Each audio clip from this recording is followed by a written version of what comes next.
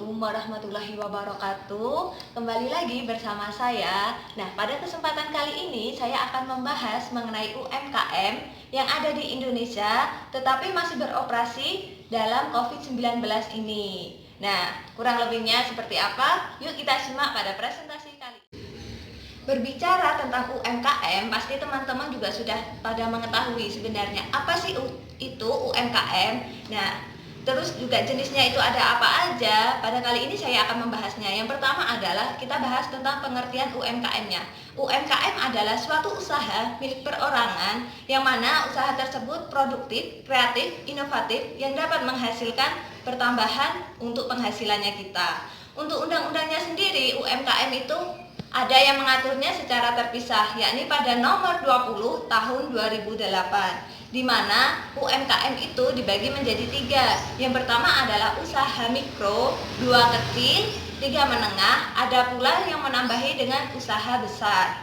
Yang mana yang pertama, ciri khasnya dari usaha mikro yaitu ketika omsetnya itu maksimal adalah 300 juta, sedangkan untuk asetnya maksimal adalah 50 juta. Yang kedua, pembagian UMKM yaitu UMKM yang berklasifikasi kecil. Nah, untuk ciri khasnya UMKM yang berskala kecil yaitu ketika omsetnya 300 juta sampai 2,5 miliar, sedangkan asetnya yaitu 50 juta sampai ke 500 juta. Yang ketiga adalah UMKM yang menengah, di mana ciri khasnya yaitu ketika omsetnya itu 2,5 miliar sampai 50 miliar, sedangkan untuk asetnya yaitu 500 juta sampai kepada 10 miliar. Adapun yang mengklasifikasikan dengan menambahi UMKM yaitu yang keempat, di mana UMKM ini itu ada di bidang yang besar. Untuk contohnya, itu ciri khasnya ketika UMKM itu sudah masuk di klasifikasi besar dengan contoh omsetnya itu lebih dari 50 miliar, sedangkan untuk asetnya itu lebih dari 10 miliar. Nah, teman-teman sudah mengetahui tentang UMKM, kita lanjut kepada COVID-19. Nah, teman-teman juga sudah mengetahui bahwa sebenarnya COVID ini sudah menjadi pandemi di berbagai negara. Nah, salah satunya adalah di Indonesianya sendiri. Teman-teman juga sudah mengetahui mengenai COVID-19, yaitu suatu virus yang pertama kali ditemukan di Wuhan, Cina, di mana virus ini adalah menyerang pada saluran pernapasan dan juga saluran pencernaannya. Untuk gejala yang ditimbulkannya itu seperti batuk, pilek, demam, ataupun bahkan ada pula yang langsung meninggal. Nah, seperti itu. Mengapa kok kita padukan antara UMKM dan juga COVID-19? Dikarenakan UMKM itu merupakan salah satu penyumbang dari devisa negara. Jadi di sini UMKM itu memiliki peranan penting dalam keberlangsungan suatu negara. Dan di mana adanya COVID-19 ini berpengaruh terhadap perekonomian di suatu negara, khususnya di Indonesia, yaitu di bidang perekonomiannya.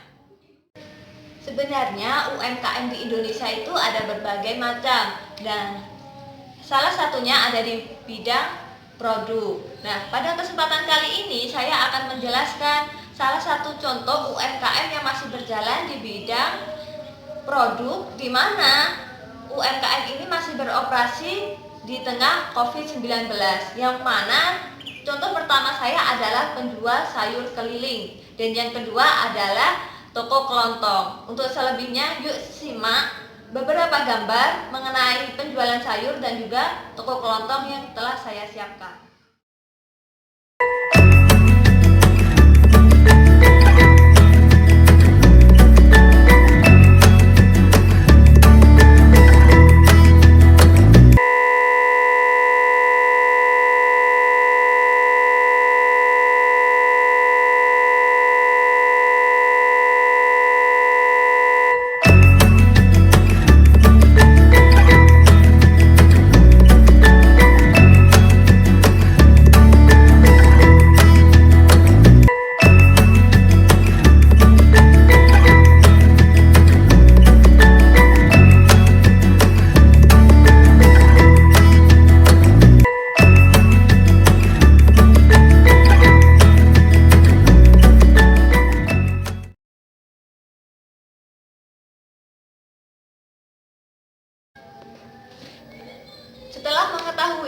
dan gambar. Pada kali ini saya juga akan membahas mengenai analisis SWOT, di mana analisis SWOT ini merupakan suatu analisis yang menggabungkan antara internalnya, yaitu berupa kekuatan dan juga kelemahan, terus juga ada eksternalnya, yaitu berupa peluang dan ancaman, dan juga ketika diperpadukan serta strategi yang baik itu seperti apa. Nah, pada kali ini saya akan membahasnya di mikroskop Word. Untuk selebihnya yuk kita simak pada mikroskop Word. Ketiga adalah perpaduan antara kekuatan dan juga ancamannya. Yang pertama adanya meningkatkan pelayanan terhadap konsumen untuk menghadapi pesaing, di mana kekuatannya itu berupa S1-nya, yakni mampu mendapatkan bahan kebutuhan sayuran dengan cepat dan efektif.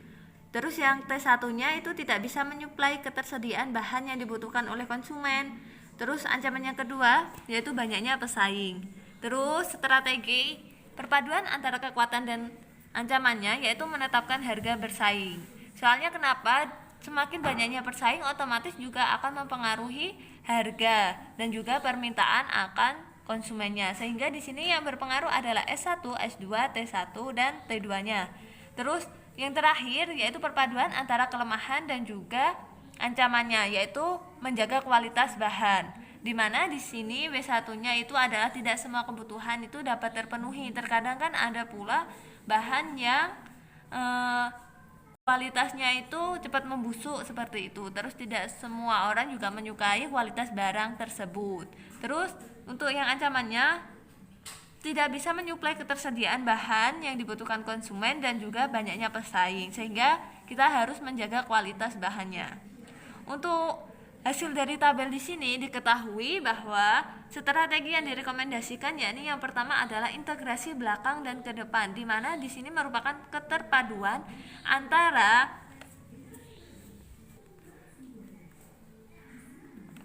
dampak dari COVID-19 ini di UMKM, di mana yang ke belakangnya itu dampaknya, terus ke depannya itu untuk strategi yang lebih baiknya itu seperti apa. Yang kedua adalah pengembangan pasar.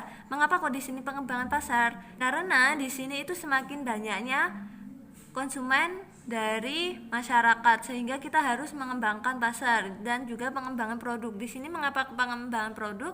Diketahui bahwa salah satu kelemahannya yaitu tidak semuanya bahan itu tersedia yang dibutuhkan oleh konsumen, sehingga kita harus mengembangkan produk. Jadi hanya itu saja yang dapat saya sampaikan. Untuk teman-teman bisa mencoba UMKM ataupun jenis yang lainnya yang berada di tengah pandemi COVID yang masih beroperasi. Nah, kurang lebihnya mohon maaf. Jangan lupa di like dan juga subscribe agar teman-teman semua selalu mendapat notif dari saya akan video-video terbaru saya. Kurang lebihnya mohon maaf. Wassalamualaikum warahmatullahi wabarakatuh. Bye bye.